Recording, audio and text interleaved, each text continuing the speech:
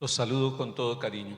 Me alegra mucho volver a Neiva y estar aquí en estas cálidas tierras cerca al Magdalena, al río Magdalena.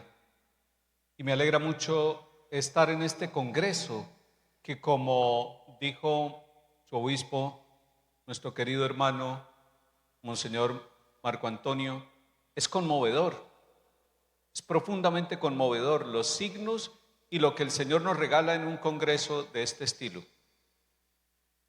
Monseñor Marco Antonio, gracias por permitirnos compartir con el pueblo de Dios que el Señor ha confiado a su pastoreo esta experiencia eucarística tan profunda, tan esperanzadora. Lo saludo a usted y saludándolo a usted saludo a todo el pueblo de Dios de las distintas vocaciones, los fieles laicos, los seminaristas, los diáconos permanentes, la vida consagrada femenina, los hermanos presbíteros, el rector del seminario, los seminaristas y a mi hermano obispo auxiliar en Bogotá, Monseñor Edwin Raúl Vanegas Cuervo. Quiero compartir estos momentos y esta primera conferencia de este viernes tomando primero la palabra de Dios. Capítulo 17 del primer libro de los Reyes. Es un texto que a mí me llena de alegría y que me hace sentir que la Eucaristía es el alimento del camino. Aunque es del Antiguo Testamento, ya está prefigurando lo que va a ser la Eucaristía, el don de Dios que nos pone en camino y que nos fortalece. Primer libro de los Reyes, capítulo 17. Yahvé dirigió esta palabra a Elías: sal de aquí, dirígete hacia oriente y escóndete en el torrente Querit, que está frente al Jordán. Habrás de beber del torrente, y ya he ordenado a los cuervos que te suministren allí alimento. Procedió según la palabra de Yahvé y fue a establecerse en el torrente Querit, que está al frente del Jordán. Los cuervos le llevaban pan por la mañana y carne por la tarde, y bebía del torrente. Pero al cabo de un tiempo, el torrente se secó, porque no había allí lluvia en el país. Yahvé dirigió esta palabra a Elías: prepárate, ve a Sarepta de Sidón y establécete allí, pues he ordenado a una viuda de allí que te suministre alimento. Se preparó y fue a Sarepta. Cuando entraba por la puerta de la ciudad, una viuda andaba por allí recogiendo leña. Elías la llamó y le dijo: tráeme por favor un poco de agua en el jarro para beber. Cuando iba a traérsela, le gritó: tráeme por favor un trozo de pan. Ella respondió: por vida de Yahvé tu Dios, que no me queda pan cocido, solo tengo un puñado de harina en la orza y un poco de aceite en la aceitera. Estoy recogiendo un par de palos. Entraré y prepararé el pan para mí y para mi hijo. Lo comeremos y luego moriremos. Pero Elías le dijo: no temas, entra y haz como has dicho. Pero primero haz con él para mí una pequeña torta y tráemela. Para ti y tu hijo la harás después. Porque esto dice Yahvé, Dios de Israel: el cántaro de harina no quedará vacío, la aceitera de aceite no se agotará, hasta el día en que Yahvé conceda lluvia sobre la superficie de la tierra. Ella se fue, hizo lo que le había dicho Elías, y comieron él, ella y su familia. Por mucho tiempo, la orza de harina no quedó vacía, y la aceitera de aceite no se agotó, según la palabra que Yahvé había pronunciado por la boca de Elías. Palabra de Dios. Estemos un momento en silencio.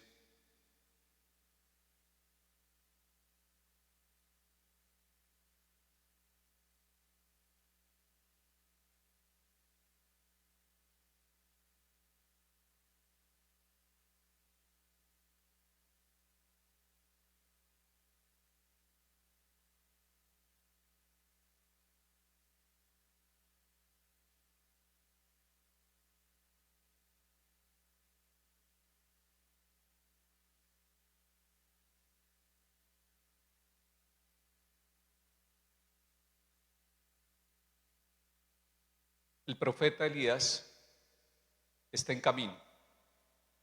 El profeta Elías le obedece a Dios y confía en Dios, que le dice primero dos cosas supremamente extrañas. Le dice que unos animales, que unas aves y un torrente se encargarán de él. Si algún día un novio le dice a la novia, casémonos, y ella le dice, pero no tenemos de qué comer, y él, lleno de amor, le dice a ella, tranquilo, tranquila, vámonos juntos, confiemos y tendremos bebida y tendremos comida. Seguramente ella le va a decir, esperemos un tiempo, todavía no, que haya algo más seguro, que haya algo más estable. Si un obispo le dice a un sacerdote recién ordenado, estos jóvenes del seminario se ordenan y le dice, lo voy a enviar a un corregimiento de uno de los municipios del Huila. Allí hay comunidad, hay personas, pero no hay templo, no hay casa, no hay lote todavía comprado. El joven seminarista puede decir, ¿y para esto me ordené? Tanto tiempo en el seminario y el señor obispo me envía a un sitio donde no hay las seguridades que necesito para evangelizar. Muchas veces nosotros hablamos de confianza, pero la confianza es desafiante, nos desajusta. El profeta se dejó desajustar, se dejó sacar de las seguridades que él tenía, se dejó enviar por el Señor. Unas aves le darán alimento y un torrente le dará de beber. Pero como si el Señor quisiera probar al profeta en su vocación, y muchas veces nos pone a prueba a nosotros, y eso nos puede producir miedo, nos puede producir angustia, inseguridad. Se secó el torrente Querit. Y entonces el profeta podía decir, yo sí sabía que eso no dura, yo sí sabía que iba a tener por unos días y después quedó a la deriva. Y sin embargo, el Señor le había dicho, una viuda. ¿Pero qué es una viuda en el Antiguo Testamento?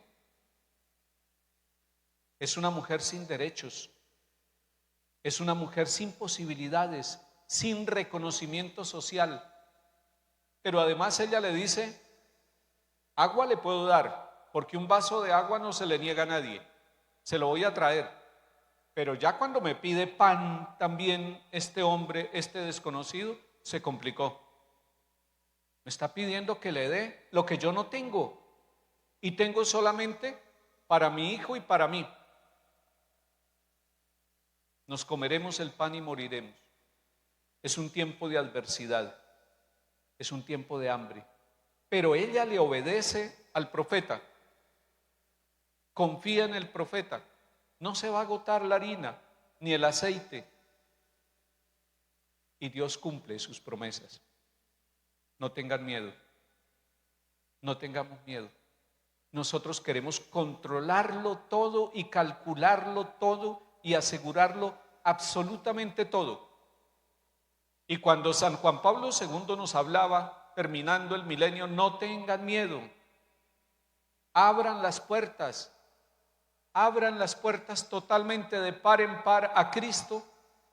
Lo que San Juan Pablo estaba sintiendo era que en la vida de él también Dios le pidió: deja Polonia, vete a Roma, muy joven, a la tierra que yo te mostraré. Y luego el mundo entero. Un envío para consolar, un envío para llevar una profecía de esperanza y de confianza. Y sigue resonando el mensaje de San Juan Pablo II hoy en el mundo, aquí, en el Huila, en Neiva, en nuestros corazones. No tengan miedo, no desconfíen del Dios providente, del Dios que cuida a las aves, del Dios que alimenta a los pájaros del cielo, diría el Señor Jesús en San Mateo, del Dios que hace salir el sol sobre malos y buenos, del Dios que viste a las flores con más esplendor que Moisés, que Salomón en su pleno reinado. Confíen, Dios es providente. Si Dios es Padre, es un Padre mejor que cualquiera de nosotros. Nuestros padres nos saben dar el alimento. Aquí nombraron a mi padre y a mi madre que están en el cielo. Faltó uno de mis hermanos, somos 12. Uno de ellos ya murió. Para tener 12 hijos se necesita confiar. Confiar en Dios. Confiar en que no faltará aceite y harina. Confiar en que Dios no nos engaña, que Él es verdaderamente nuestra esperanza. No tengan miedo, abran las puertas a Cristo. ¿Dónde está el Padre Manuel? Está por aquí. Padre Manuel, quiero pedirle una canción que le había dicho. Hay una parroquia que se llama Santa Teresa de Ávila y ¿dónde están? Levanten la mano los de Santa Teresa de Ávila. Felicitaciones. Hemos celebrado esta semana a Santa Teresa, el 15. Y ella nos dejó una oración muy bella para que confiemos, para que nada nos turbe, para que nada nos llene de angustia. Y puede ser que la angustia esté en el corazón de laicos, de religiosas, de seminaristas, de diáconos, con sus esposas, con su misión. Puede ser que haya angustia, preocupación y miedo en el corazón de nosotros los sacerdotes, presbíteros y obispos. Somos humanos, pero el Señor nos hace una profecía de providencia, de confianza, de esperanza. Yo los invito a cantar esta canción. Padre Manuel, ayúdenos. Vamos juntos a entonar estas letras que nos dejó Santa Teresa. Nada te turbe, nada te espante, todo se pasa, Dios no se muda, la paciencia todo lo alcanza. Quien a Dios tiene, nada le falta, solo Dios basta, solo Dios basta, solo Dios basta, aleluya. Nada te turbe, nada te espante, todo se pasa, Dios no se muda, la paciencia todo lo alcanza. Quien a Dios tiene, nada le falta. Solo Dios basta. Solo Dios basta. Solo Dios basta. Aleluya. Nada te turbe, nada te espante. Nada te turbe, nada te espante. Todo se pasa. Dios no se muda. La paciencia todo lo alcanza. La paciencia todo lo alcanza. Quien a Dios tiene, quien a Dios tiene, nada le falta. Solo Dios basta. Solo Dios basta. Solo Dios basta. Aleluya. Solo Dios basta. Solo Dios basta. Solo Dios basta. Solo Dios basta. Aleluya. El pueblo cantando. Solo Dios basta. Solo Dios. Solo Dios basta. Solo Dios. Aleluya. Más fuerte. Solo Dios basta. Solo Dios.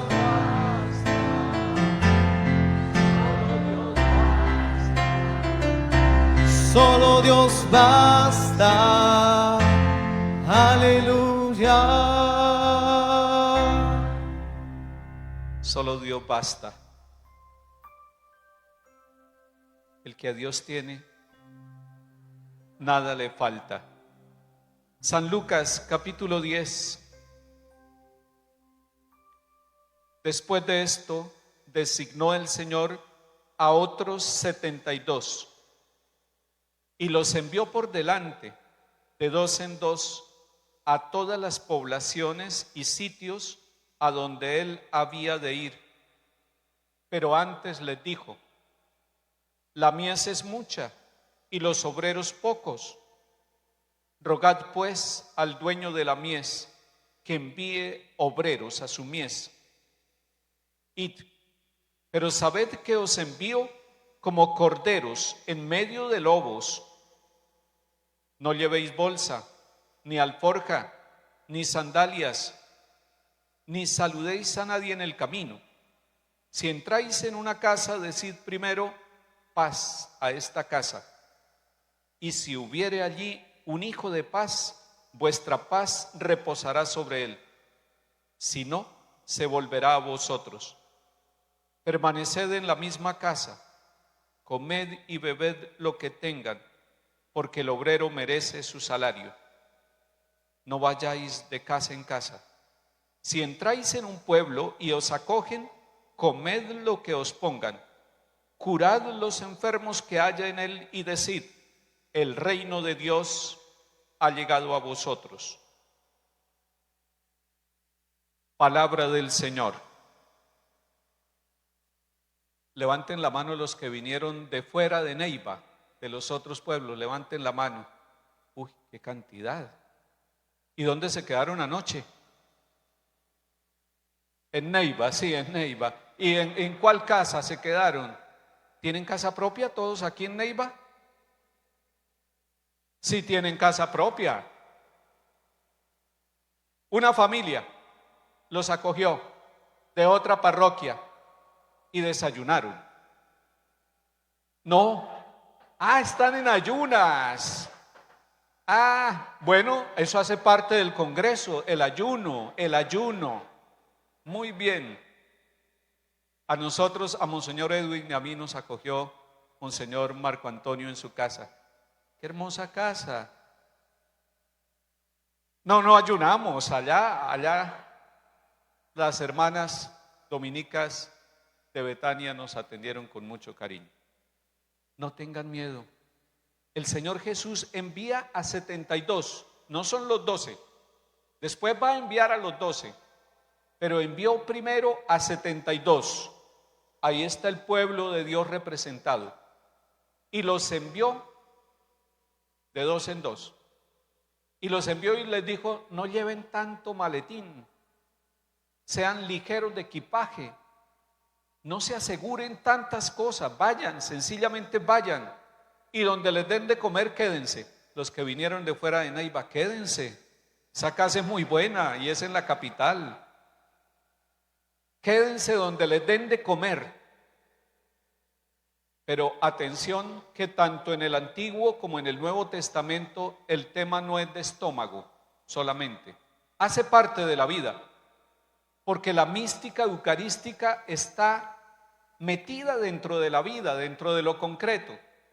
Y una de las cosas que pudiera angustiarle a los misioneros es: ¿y dónde nos vamos a quedar? Está bien.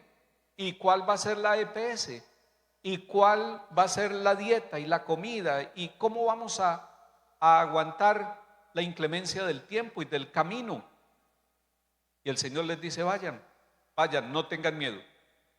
Después ellos van a volver con alegría, y yo espero que ustedes regresen a su casa, a su comunidad parroquial, con alegría, con la certeza de un congreso que nos ha renovado en esa mística metida en la realidad, donde hay hambre, donde hay sufrimiento, donde hay hambre física y espiritual.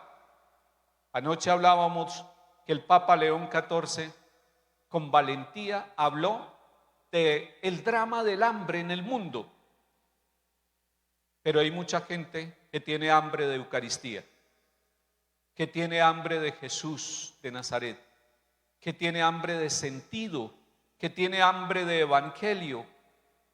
No tengan miedo, son muchos, incluso de la familia, de ustedes o de mi familia, que no se han alimentado de Cristo, que tienen miedo, que van con angustia, que se encierran, que creen que el mundo es lo peor que hay y que no hay salida.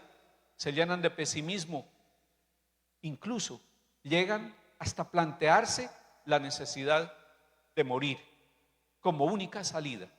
Incluso llegan a atentar contra su propia vida, el suicidio, porque se han encerrado, porque no han salido, porque no han entrado en la realidad para saber que una viuda puede alimentar a un pueblo. Y si miramos a esa viuda como la Santísima Virgen María, que tiene a su único hijo y que ella se encarga de darnos a Jesús el pan de vida, y si miramos esas casas como los lugares donde Cristo ya fue primero que nosotros en la misión, y si miramos la Eucaristía como envío misionero a la realidad social de nuestro departamento del Huila y de nuestro país, allí donde hay violencia, donde hay guerra, a llevar un mensaje de esperanza y de paz, alimentados por la Eucaristía, animados por el pan de vida de la misión, como Elías y como los 72. Quiero proponerles que no tengan miedo, que le abran las puertas a Jesús, Eucaristía. El resto viene por añadidura. No hay fórmula. Si hubiera fórmula contra el miedo, yo se la diría. Pero tal vez un psicólogo, un psiquiatra, alguien se anime a dar una fórmula contra el miedo. Yo también he sentido miedo. Partamos de eso, que el miedo está bien distribuido en la vida de nosotros. No tengamos miedo de tener miedo, tengamos miedo de quedarnos encerrados en el miedo. Abran las puertas a Cristo Jesús, decía San Juan Pablo. La Eucaristía es el lugar privilegiado del encuentro del discípulo con Jesucristo. Esa frase, ténganla en cuenta.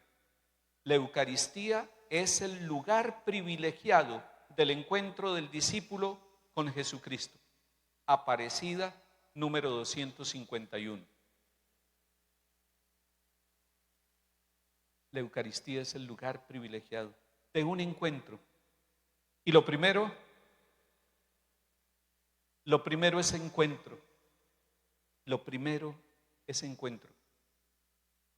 Como no tenemos fórmula contra el miedo, pero estamos poniendo nuestra confianza en el Señor, lo primero es encontrar a Cristo. Y les voy a proponer unos pequeños aspectos de encontrar a Cristo.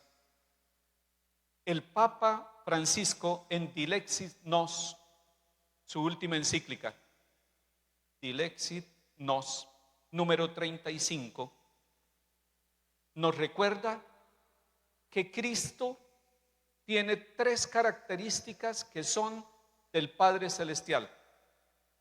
Primero, cercanía. Segundo, compasión. Y tercero, ternura. Cercanía, compasión y ternura. Las tres. Cópielas. Ese es el estilo de Dios. Así nos decía el Papa Francisco. Así lo ha repetido el Papa León. El estilo de Dios es cercanía, compasión y ternura con usted, con su familia, con la humanidad, incluso con los que no creen.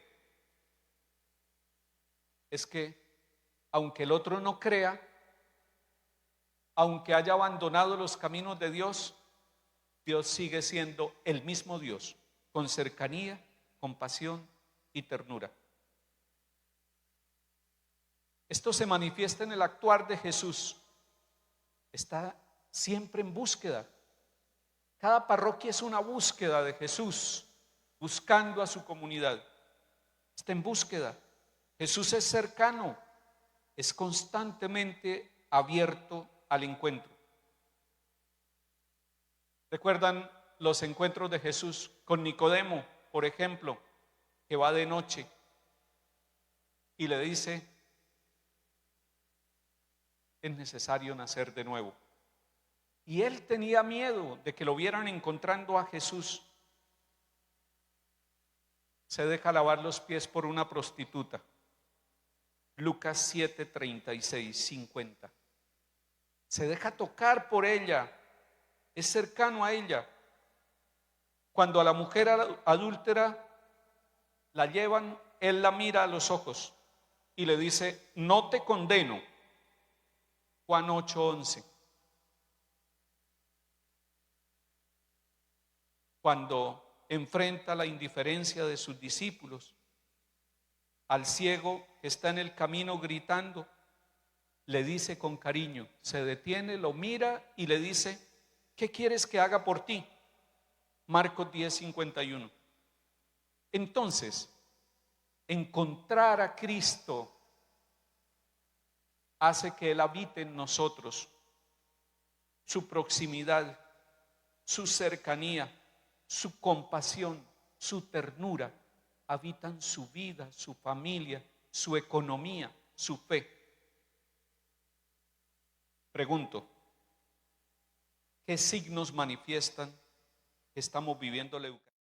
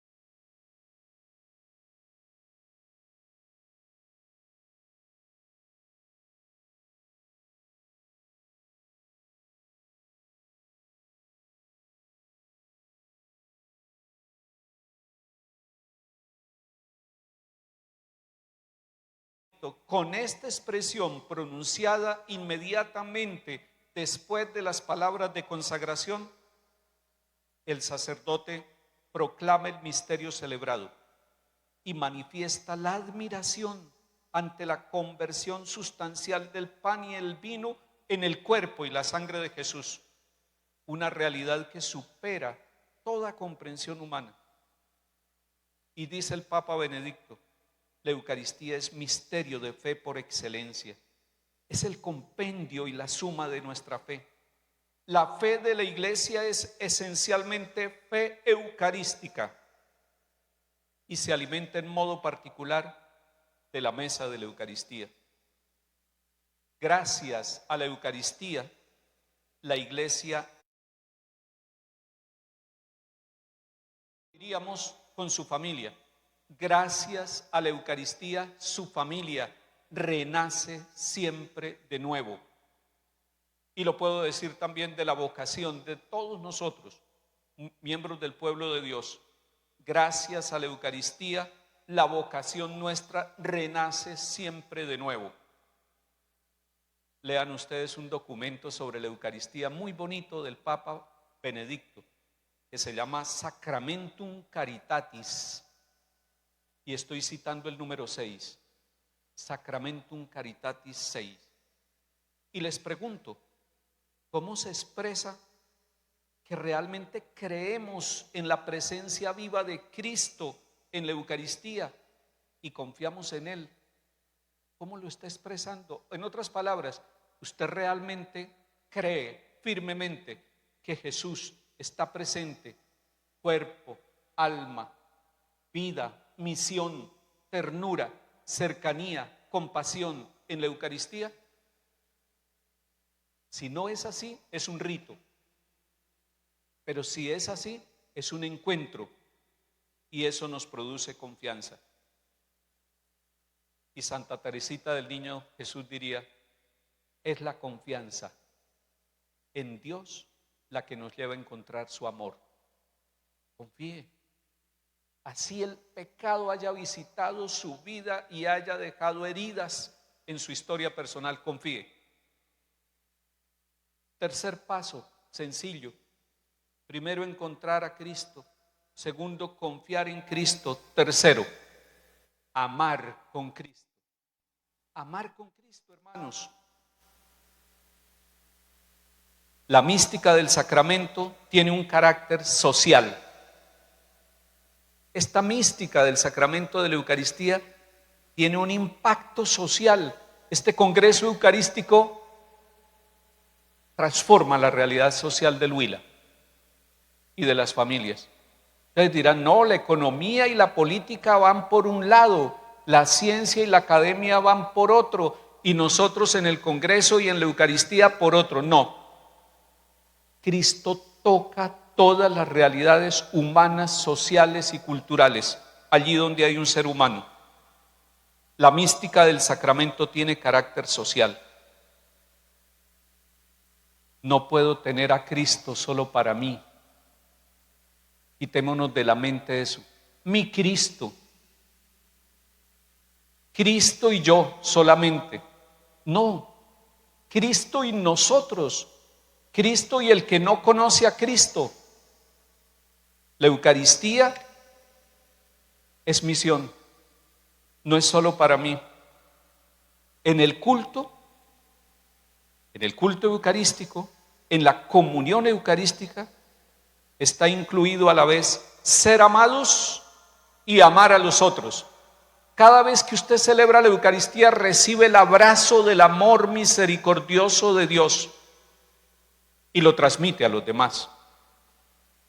Por favor, lean un documento del Papa Benedicto muy bello, su primera encíclica, Deus Caritas Est, Dios es amor, en el número 14.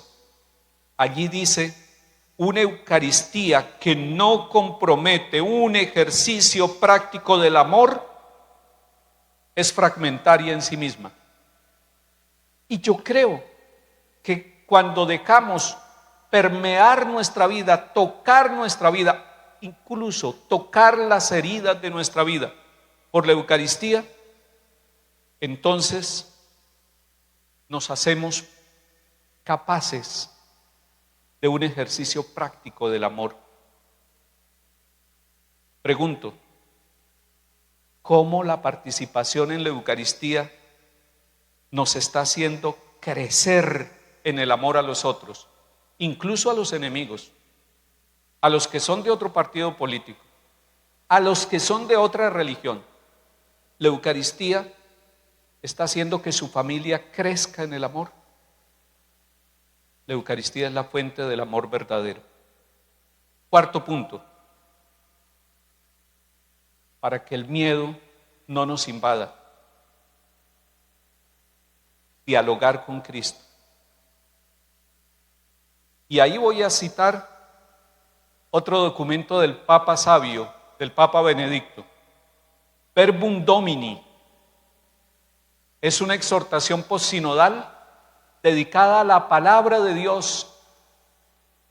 Cuando ustedes quieran profundizar sobre la palabra de Dios, y ayer me encontré un grupo de personas que decía que era de un grupo bíblico, pero es que la Biblia es de todos, de su familia, de sus niños.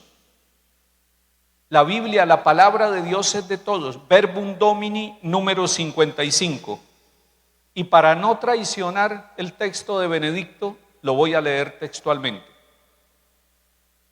Palabra y Eucaristía se pertenecen tan íntimamente que no se puede comprender la una sin la otra. La palabra de Dios se hace sacramentalmente carne en el acontecimiento eucarístico. Benedicto diciéndonos que la palabra se hace sacramentalmente carne, se hace alimento, se hace pan en la Eucaristía. Por eso es tan hermosa la Santa Misa, porque la Santa Misa es la doble mesa, es la mesa de la palabra y es la mesa del pan de vida. Y sigo leyendo a Benedicto, estamos citándolo en el número 55 de Verbum Domini. La Eucaristía nos ayuda a entender la Sagrada Escritura. ¿Sí? ¿No es al contrario? Pero mire lo que dice. La Eucaristía nos ayuda a entender la Sagrada Escritura, así como la Sagrada Escritura a su vez ilumina y explica el misterio eucarístico. Es que son las dos. En la autopista al cielo de San Carlo Acutis va la doble mesa: el pan de la palabra y el pan que habita en nosotros. Y dice Benedicto, en efecto, sin el reconocimiento de la presencia real del Señor en la Eucaristía, la comprensión de la Escritura es incompleta.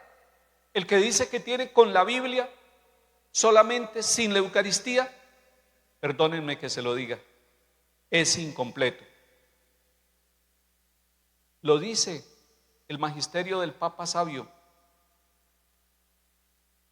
Sin el reconocimiento de la presencia del Señor en la Eucaristía, entonces la comprensión de la Escritura queda incompleta.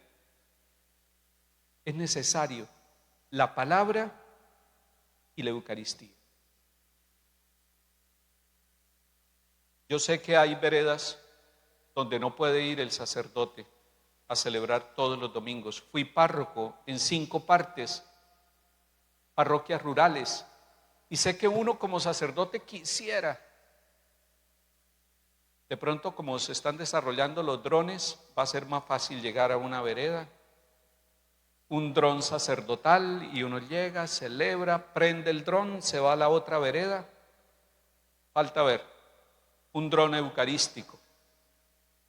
Pero lo que sí es cierto es que hay veredas que viven con la palabra, con la Biblia, reuniéndose en pequeña comunidad, conociendo a Jesús. Y cuando llega el sacerdote a celebrar la Eucaristía, tienen un corazón henchido, palpitante, gozoso. ¿Por qué? Porque la palabra los preparó para la Eucaristía. Y la Eucaristía se encarga de alimentar la sed, el hambre de Dios por la palabra. Qué hermoso encontrar en nuestras capillas, templos hermosos, parroquiales, oratorios, donde uno va a hacer visita al Santísimo con la Biblia en la mano. con la liturgia de las horas. Bueno, ahora lo hacen con el celular. Ahí va la palabra, ahí va la Biblia también. Muy bien. Quinto punto, caminar con Cristo. Entonces el miedo se nos va cuando caminamos con otro y sobre todo cuando caminamos con el otro, con mayúscula sostenida y subrayada, como los discípulos de Maús. Y ahí voy a citar el documento final del sínodo. Y les recomiendo el documento final del sínodo, en el número 17. Está citando al concilio y mire lo que dice de caminar con Cristo. Quiso Dios santificar y salvar a los hombres no individualmente.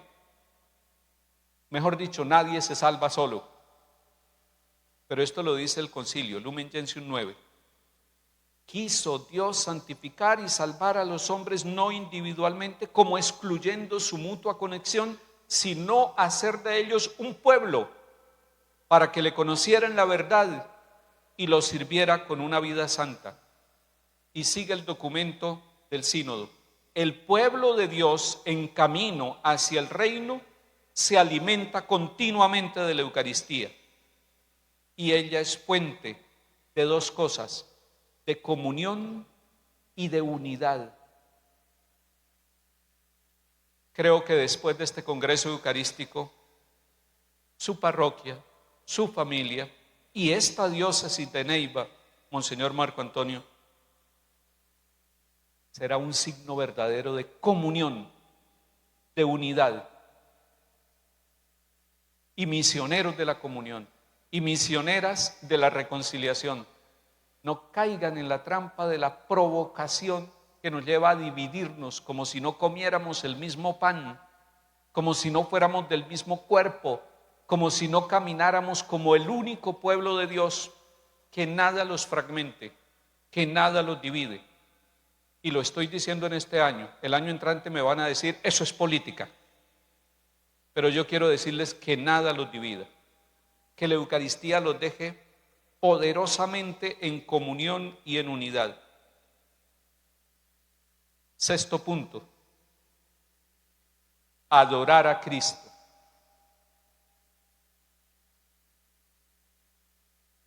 Y vuelvo a citar a Benedicto XVI, porque ese documento es muy interesante leerlo después de un congreso eucarístico.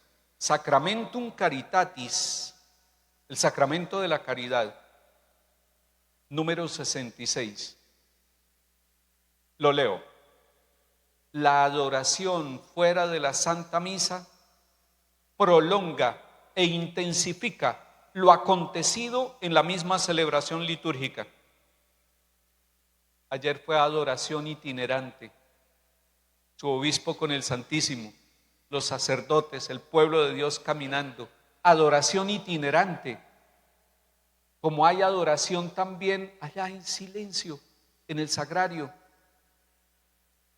La adoración nos hace fuertemente católicos, la adoración nos da paz, la oración ahuyenta el miedo. Y estoy pensando en San Isidro, el patrono de los campesinos. Dice la historia, hay una parroquia que se llama San Isidro. Ah, bueno, de razón que hacen ruido. Muy bien, rompieron el sacratísimo silencio, pero por emoción. Muy bien. San Isidro, vale. Es que San Isidro era un campesino, trabajaba en los alrededores de lo que hoy es Madrid, la capital de España.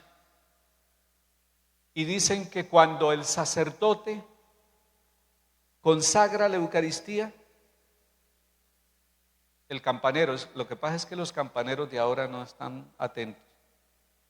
Cuando él levantaba la hostia consagrada ya, el campanero, ¡pum!, le avisaba a todos los que estaban por fuera, Cristo está aquí. Y entonces Isidro, que estaba con la yunta de bueyes, estaba trabajando en el arado, se quitaba el sombrero, se postraba en su parcela y se unía en adoración. No puedo estar en el templo con el sacerdote pero desde mi labranza me uno a ese acontecimiento salvador, porque cuando el sacerdote consagre el pan y el vino, Cristo está presente entre nosotros, vivo y cercano. Pensando en Isidro, usted sabe a qué horas es la Eucaristía. A veces entre semana, a veces puede ir, a veces no, por los ritmos de trabajo, por los niños, por los nietos, por el bus urbano, por todo lo que pasa en una ciudad y en una familia desde cuando se levantan hasta cuando se acuestan. Pero ahí está la mística familiar de la Eucaristía, porque usted ama a Jesús, su esposo también, y porque ustedes no dejan de ir ni un solo domingo a la Eucaristía, ni siquiera cuando el festival del San Juanero. Ustedes primero la Eucaristía y luego allá. Entonces yo sé que aunque ustedes no pueden estar todos los días de la semana, pero hay personas privilegiadas aquí que sí van todos los días a misa. Esos son privilegiados. Pero hay muchos que están en la tarea diaria, en el comercio. Diría San Francisco de Sales, allá donde está, allá santifíquese en su vocación. Y puede estar en su negocio y abrir el comercio, su tienda, su laboratorio, su consultorio, su taller. Y allí usted le ofrece al Señor y se une con su párroco, con su obispo, en la celebración de la Eucaristía como lo hacía Isidro. Entonces, la adoración fuera de la Santa Misa prolonga e intensifica lo acontecido en la misma celebración litúrgica. Y yo les pregunto, ¿usted cuánto tiempo dedica para la adoración? ¿Usted llega cuando ya la misa ha comenzado o usted tiene la delicadeza de llegar 5 minutos antes para estar en silencio? ¿O llega media hora antes? ¿O llega 1 hora antes? ¿O se queda unos minutos después de la misa? No sale corriendo, sino que se queda como extasiada, como extasiado en la amistad con el amado que está presente en la Eucaristía. 7º punto, anunciar a Cristo. Los 2 discípulos de Emaús, tras haber reconocido al Señor en el recorrido de su camino, se levantaron al momento, Lucas 24, para ir a comunicar lo que habían visto y oído. Después de este congreso, lo que queda es misión y misión y misión, sin acabarse. Cuando se ha tenido verdadera experiencia del resucitado, alimentándose de su cuerpo y de su sangre, no se puede guardar la alegría para uno mismo. Estoy citando a San Juan Pablo II en un documento pequeñito, chiquitico, que se llama Quédate con nosotros, y que en latín se dice Mane Nobiscum Domine, quédate con nosotros. Es una carta apostólica pequeñita, donde habla que la Eucaristía es misterio de luz, misterio de misión, misterio de comunión. Mane Nobiscum Domine, número 24. El encuentro con Cristo, profundizado continuamente en la intimidad eucarística, suscita en la iglesia y en cada cristiano la exigencia de evangelizar y de dar testimonio. La Eucaristía nos impulsa, nos lleva. No puedo guardarlo para mí. ¿Qué tal que los 2 discípulos de Emaús hubieran dicho, ay, vino, lo reconocimos, nos explicó las Escrituras, entró a nuestra casa, partió el pan, quedémonos aquí y que el que quiera venga y nos visite y haga romería aquí? Y eso se llenaría. Emaús se volvería un sitio de romería grandísimo. Pero no, ellos salieron de su casa, se fueron de su aldea, buscaron la comunidad, buscaron a los apóstoles y dijeron, lo hemos visto, lo hemos oído, caminó con nosotros, entró a la casa, comió, quiero dar testimonio. Esa es la buena noticia. Entonces el que tiene la experiencia con Jesús en la Eucaristía, no lo guarde, vaya, comuníquelo. Hay alguien de su familia, de su lugar de trabajo, de su comunidad parroquial que necesita encontrarse con Jesús. Mane Nobiscum Domine, número 24. Octavo, servir como Cristo.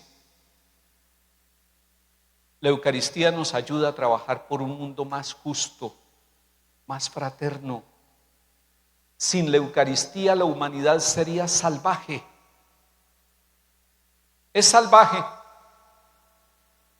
Nos matamos, nos rechazamos, nos destruimos, pero sin la Eucaristía la humanidad sería salvaje y no sería viable. Lo digo convencido. Es que la Eucaristía nos ayuda a trabajar por un mundo más justo, más fraterno. Y si no, lean otra vez Sacramentum Caritatis, número 88. Noveno, acoger a Cristo como María. Les iba a decir que le diéramos un aplauso a la Virgen María, pero no se lo demos. Ah, sí. Bueno.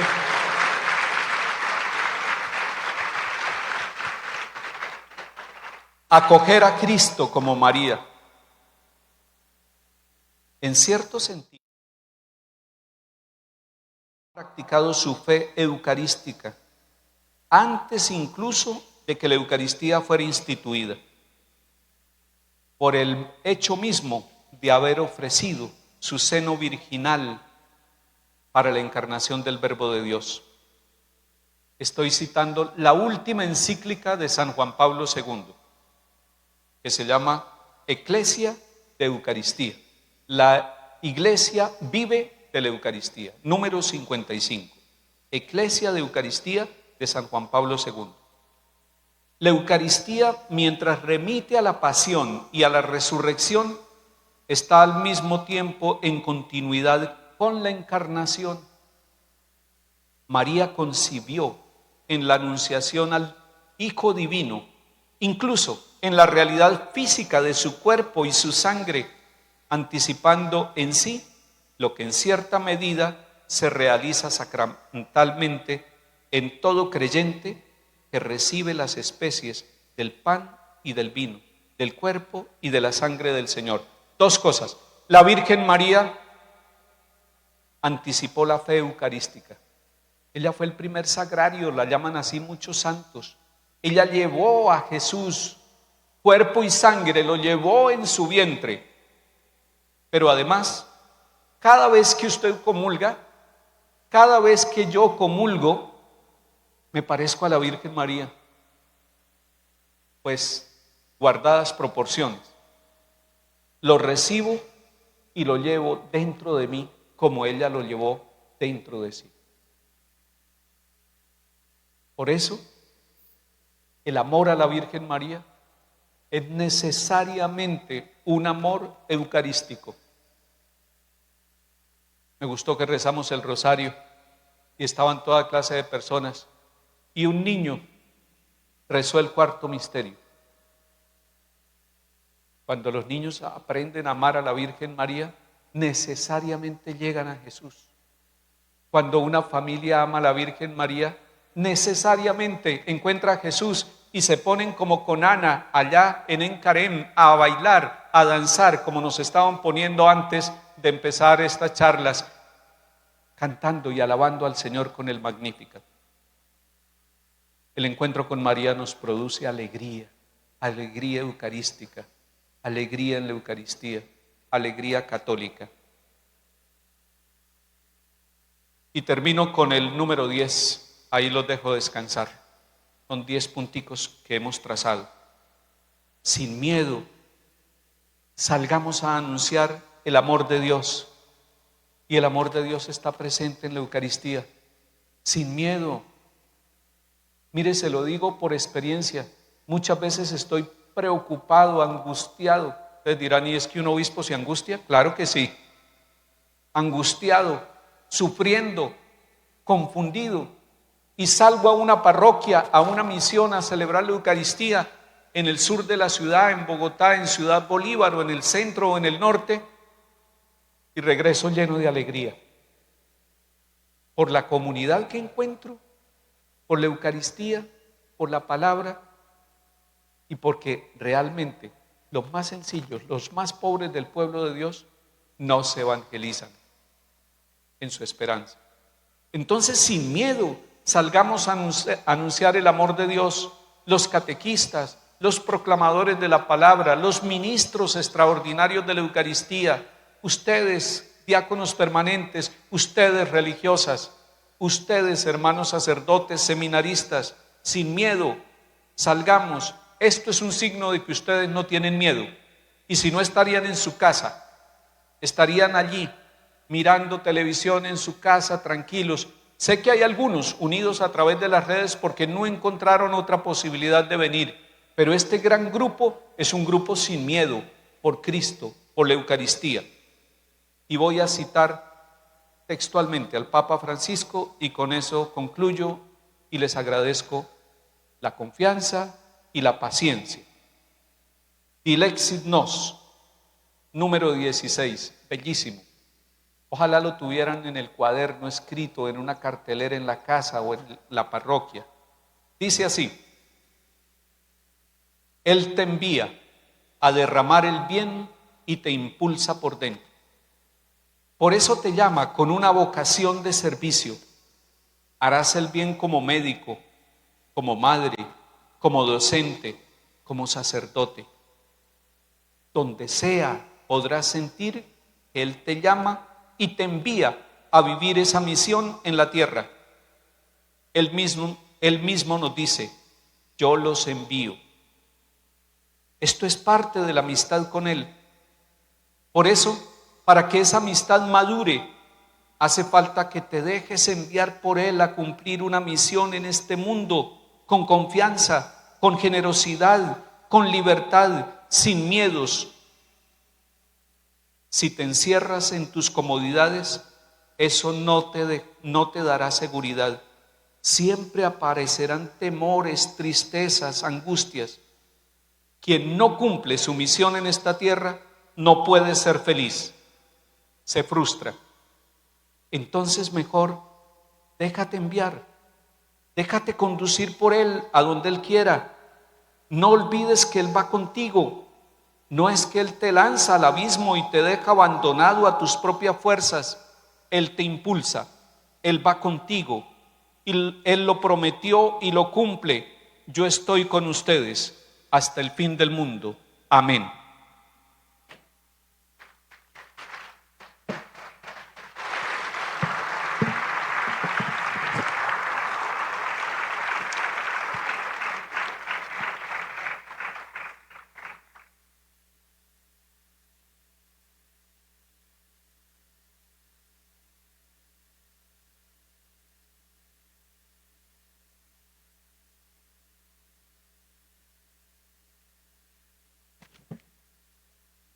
Muy bien, nuevamente démosle un fuerte aplauso.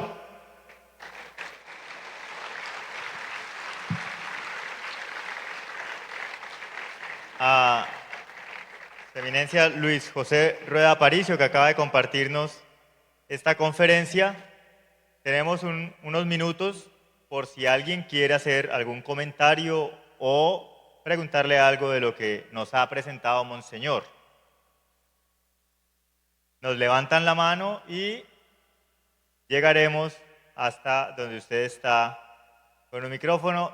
¿Atrás hay una mano levantada o está tomando fotico del celular? Ah, no, es foto de celular.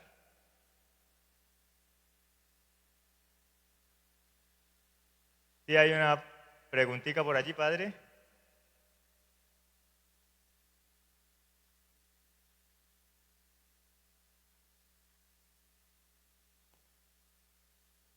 Su Excelencia el Padre Hugo Fernín Narváez, este año que hemos estado en la elaboración de nuestro plan diocesano pastoral, y ha salido siempre la inquietud del cómo llegar a los jóvenes, nuestros jóvenes, sobre todo pues también en la participación de la Eucaristía, que los vemos a veces tan alejados, tan aislados.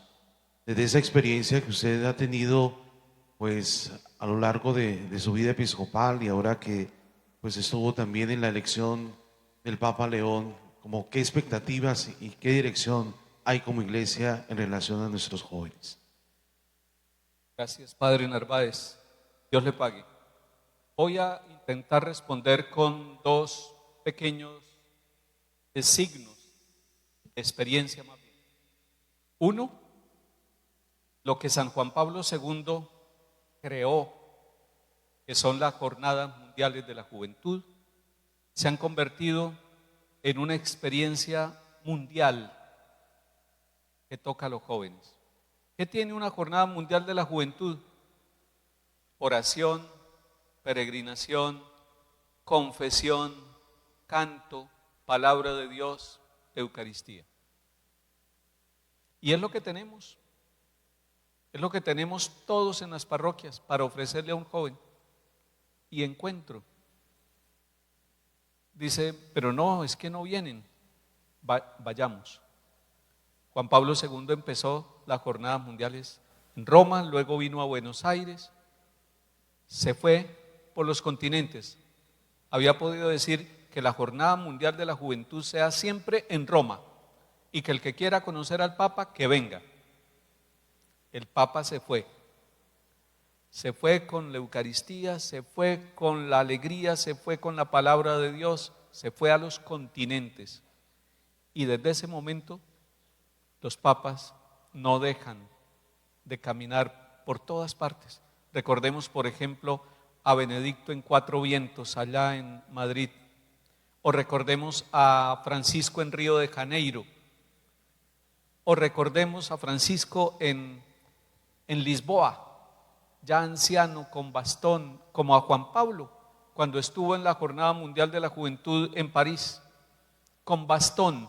Es que el que atrae no es ni siquiera el Papa, es el Señor Jesús. Nosotros somos simplemente instrumentos. Entonces quiero decir, aprendamos de lo que hacemos, aprendamos de lo que tenemos, porque a veces se nos olvida que con los jóvenes lo que impacta es Jesús de Nazaret, su sencillez. Pero hay otro signo, es una experiencia que viví y que a mí me ha marcado y que es inolvidable. Resulta que la única vez que he ido a Estados Unidos, porque Estados Unidos es un país de seres humanos, uno diría, los gringos son hijos de Dios, y allí hay niños, allí hay enfermos, allí hay sacerdotes, hay religiosas, y resulta que me invitaron a unos días de misión en Atlanta, y fui a Atlanta y yo dije, yo quiero ir a la catedral, conocerla. Y siempre que uno llega a un templo, uno busca el sagrario. ¿Dónde está el oratorio? Y me dijeron, allí está. Pero por favor, no entre todavía, espere su turno. Y yo miré, ¿qué es lo que pasa? ¿Será que están haciendo aseo, arreglando? No, era que había un grupito de unos 5 jóvenes, unas muchachas con su jean, con su pelo mono, y otros muchachos con sus tenis, de rodillas, en silencio, junto a Jesús que estaba expuesto ahí, en ese oratorio. Ahorita entra. Y yo como obispo sentí una alegría. Dije, Jesús atrae a los jóvenes. Y los atrae por caminos insospechados y demasiado simples. Quiero decirle, Padre Narváez, el Señor sigue atrayendo. El Señor atrae el corazón de los jóvenes y llena a los jóvenes por caminos muy sencillos.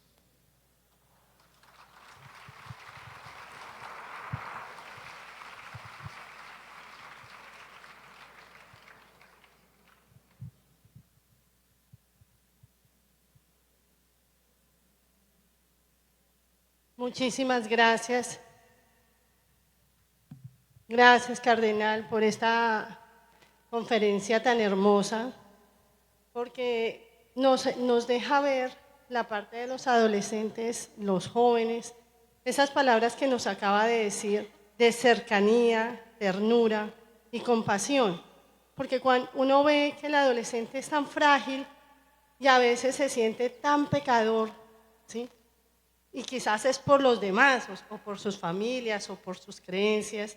Y cuando usted nos deja ver esto, el amor de Dios, el encuentro, esa búsqueda que usted nos invita, que muchas veces le tememos, nosotros como adultos, uno dice, es bello escuchar esto, ¿sí? Esta forma como usted nos invita a todos desde nuestras diferentes disciplinas a creer, confiar y tener fe en este Dios, en nuestro Dios.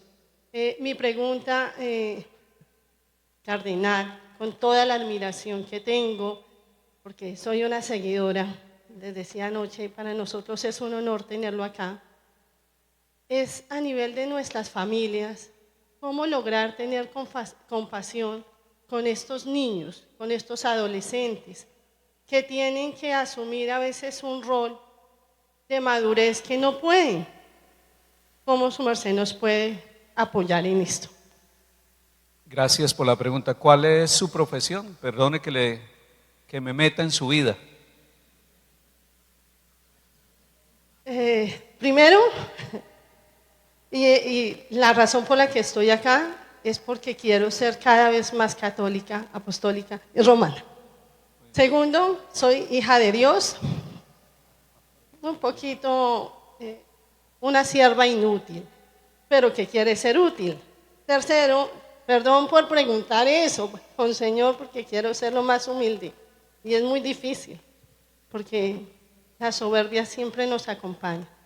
Tercero, soy mamá, pero Dios me dio una bella profesión, y es ser psiquiatra, y ser psiquiatra infantil.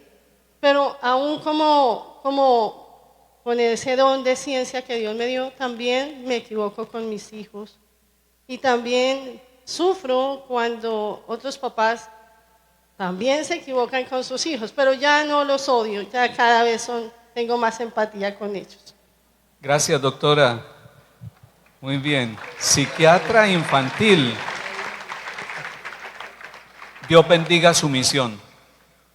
La salud mental de todos nosotros está en juego. Pero a Jesús lo vemos siempre, querida doctora, rodeado de enfermos, buscado por los enfermos, y es como si Él tuviera un imán para atraer a los enfermos.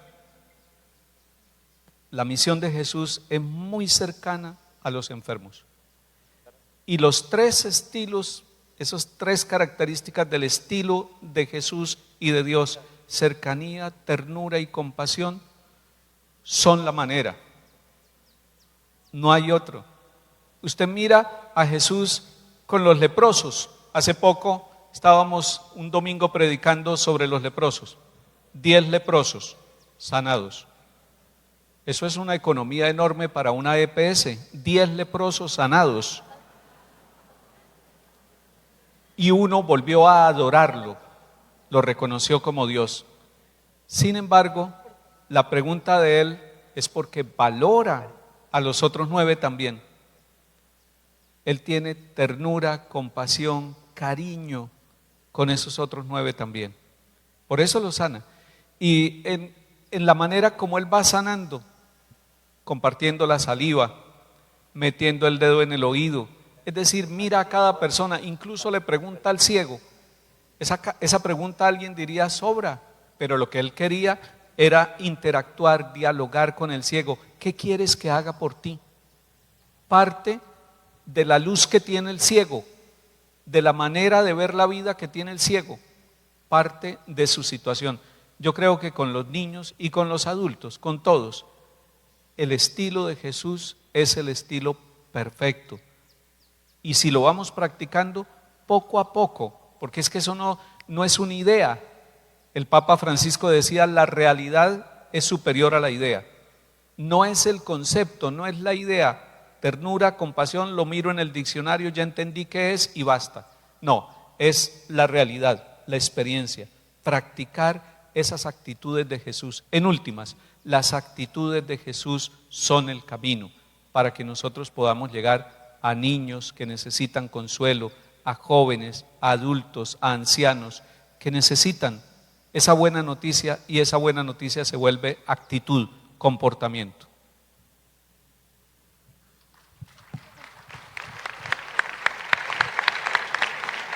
Muy bien, tenemos espacio para una preguntita más.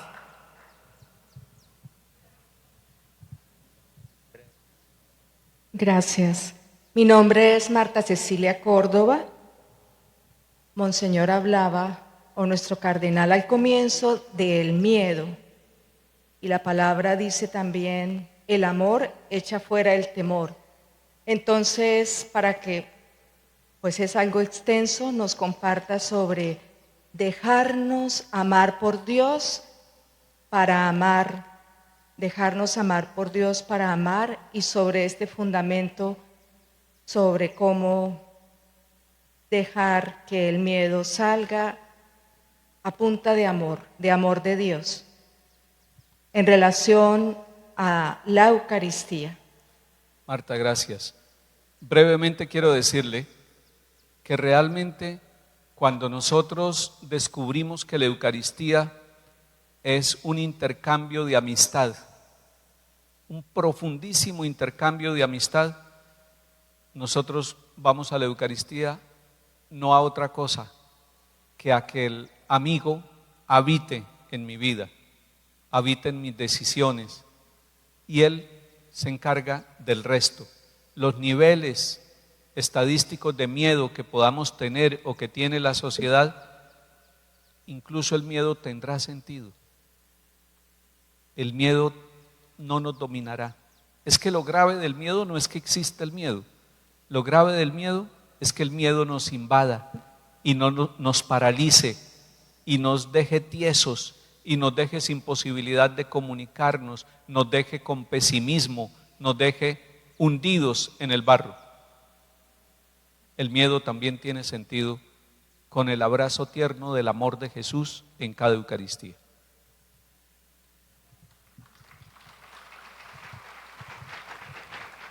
Vamos con la última pregunta.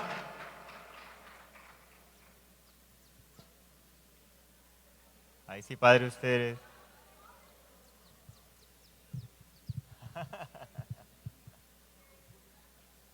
Bueno, muy buenos días para todos. Muchas gracias a Monseñor Marco Antonio Merchán por este reto que ha logrado de este maravilloso Congreso Eucarístico. Y muchas gracias, Monseñor Luis José, por acompañarnos y engrandecernos y enriquecernos con toda su sabiduría. Nosotros somos Carlos Iván López y Luz Elena Bello. Somos un matrimonio servidor del movimiento Equipos de Nuestra Señora. Queríamos manifestarle, Monseñor, que la inquietud que tenemos, que necesitamos que de pronto su merced nos dé como una luz. Cuando nosotros invitamos a matrimonios a que se unan, a que caminen con nosotros en la búsqueda de la santidad hacia nuestro Señor Jesucristo, encontramos muchos matrimonios que llegan como animados a escucharnos, pero cuando les decimos que el matrimonio es una misión y que nos llama al servicio, muchos dicen no. ¿Por qué? Por el tiempo. Porque como usted lo decía, en nuestro día a día, desde que nos levantamos, que los niños, el trabajo, la cita médica, muchas cosas en el día a día, y los matrimonios no se quieren comprometer con el servicio.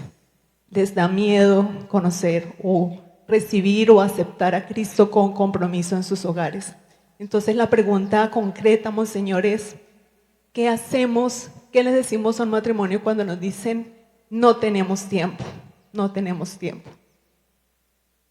Buenos días, Monseñor. Le habla un paisano suyo. Yo soy de cerca de San Gil. Bienvenido aquí al Huila. Y a pesar que hay diversidad de comida, como en Santander, el cabro, el rapipitoria, aquí también le brindamos sus achiras y todo lo que usted guste. Entonces, bienvenido, Monseñor. Y más que pregunta, también es gratitud por acompañarnos en este día. Entonces, bienvenido. Gracias. Aprovecho la pregunta de los esposos para decirles que Equipos de Nuestra Señora fue fundado por Henry Caffarel y que Equipos de Nuestra Señora es una posibilidad de encuentro entre dos sacramentos, el sacramento de los esposos y del sacerdote como conciliario. Y quiero dar testimonio como conciliario de Equipos de Nuestra Señora que mi vocación, mi sacerdocio se ha fortalecido con el testimonio del sacerdocio de los fieles a través del sacramento del bautismo y del matrimonio de los que pertenecen a estos pequeños equipos. Yo sé que una de las cosas es el tiempo. Vuelvo al Papa Francisco, que en uno de sus principios decía: el tiempo es superior al espacio. A veces nosotros en el espacio nos limitamos y que no tengo muchas cosas que hacer, pero recuerden que hay procesos, poquito a poco. Ustedes son fruto de un proceso. Ustedes han perseverado como pareja y han perseverado en Equipos de Nuestra Señora. Perdóneme que se lo diga, tal vez pasando también por momentos de desierto, de desolación y de ganas de irse, porque no tienen tiempo. Pero cuando uno mira la Biblia, Dios busca a los que están ocupados. Los desocupados casi no, los desocupados no aman al Señor así profundamente, no son misioneros. Los que desocupados no tienen tiempo para la misión, son los ocupados los que tienen tiempo, los ocupados. Él fue buscando a gente que estaba trabajando tanto en el Antiguo como en el Nuevo Testamento. A mí me gusta mucho Jerubbaal en el Antiguo Testamento, que recibe la llamada del Señor y él estaba trabajando, pero atiende la llamada del Señor. Y después, en el Nuevo Testamento, cuando llama a los discípulos que están junto al mar, están trabajando. Entonces, ¿qué es lo que pasa? Que la gente tiene un sentido de las ocupaciones y del quehacer que los esclaviza en cierta forma y que no les deja avanzar, que no le produce miedo el compromiso y la misión y la perseverancia y el proceso. Pero yo les digo, persistan. Donde hay un conciliario, donde hay un equipo de Nuestra Señora, hay un centro de irradiación de esperanza para sacerdotes y para parejas de esposos y en últimas para familias. Entonces, no vayan a pensar que Equipos de Nuestra Señora es para muchos. Equipos de Nuestra Señora se parece al Evangelio, es para pocos, para los que en medio del trabajo se dedican.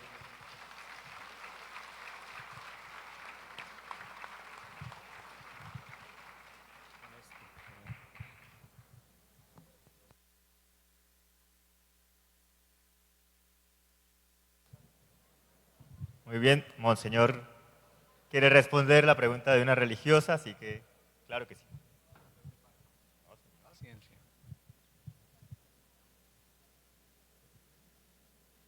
¿Cuántas comunidades religiosas hay en el mundo? No lo sabe ni Monseñor Edwin, que es el encargado de la vida religiosa femenina en Bogotá. Lo sabe solo el Espíritu Santo. Díganos de qué carisma es, madre. Buenos días, Excelencia, y a todos, el señor Obispo y Monseñor Edwin, gracias por esta oportunidad de estar compartiendo con ustedes.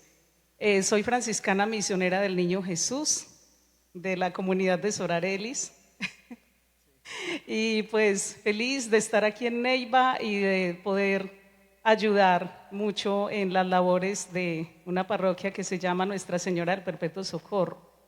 Ahí estamos. Bien. Bueno, particularmente, digamos que el Señor a mí me ha encomendado una misión donde quiera que voy, y es el trabajo con los jóvenes. De hecho, aquí me las arreglé para traer un grupito de jóvenes que tengo. Saluden. Los jóvenes se ponen y ellos de pues pies. están Muy bien. inquietos también, queriendo preguntar y gracias por todo lo que están hablando. Para ellos, la pregunta mía, Excelencia, es en relación a todas las situaciones que estamos viendo de la tecnología, de la inteligencia artificial, de las redes sociales, del suicidio, de todos estos males que están aquejando tan fuertemente a la adolescencia, a la juventud, incluso a la niñez.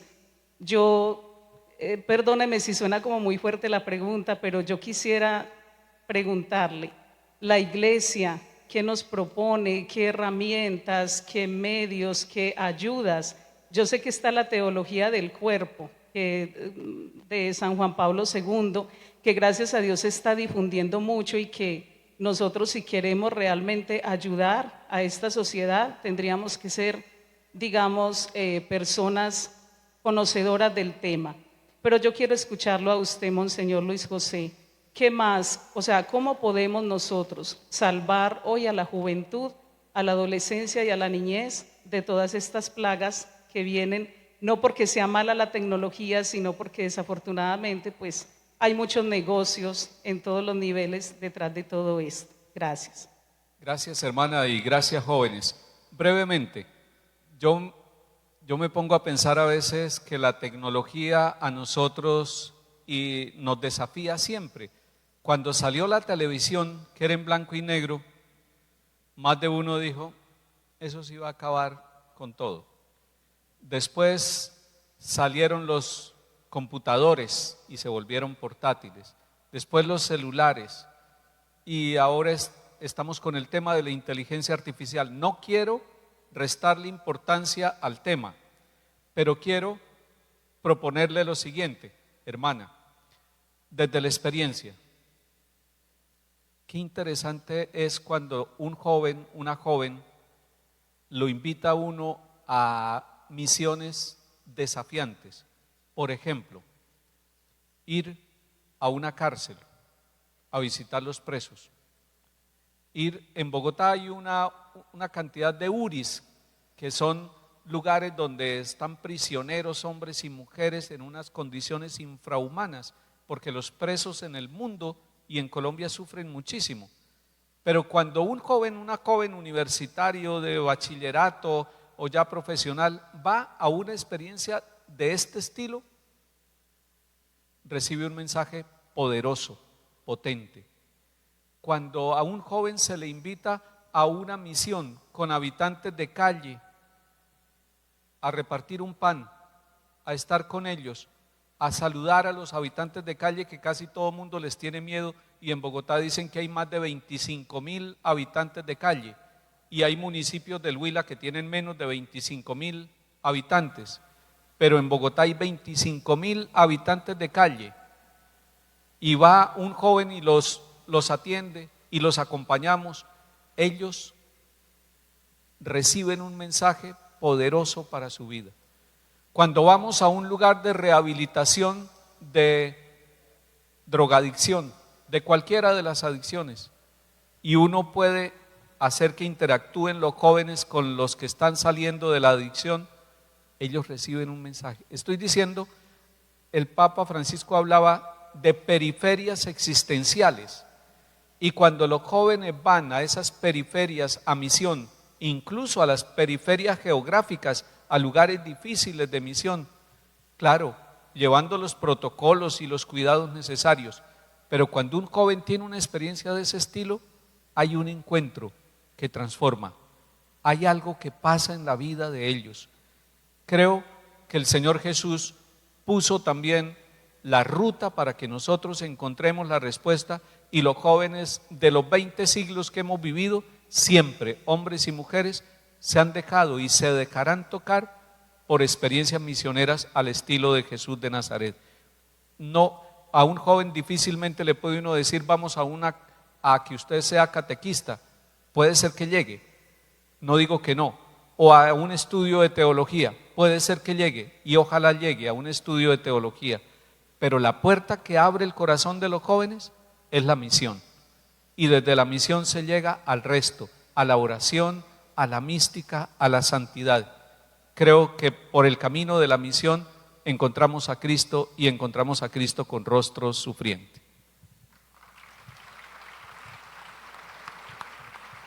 Neiva canta tu gloria infinita. Primer Congreso Eucarístico Diocesano.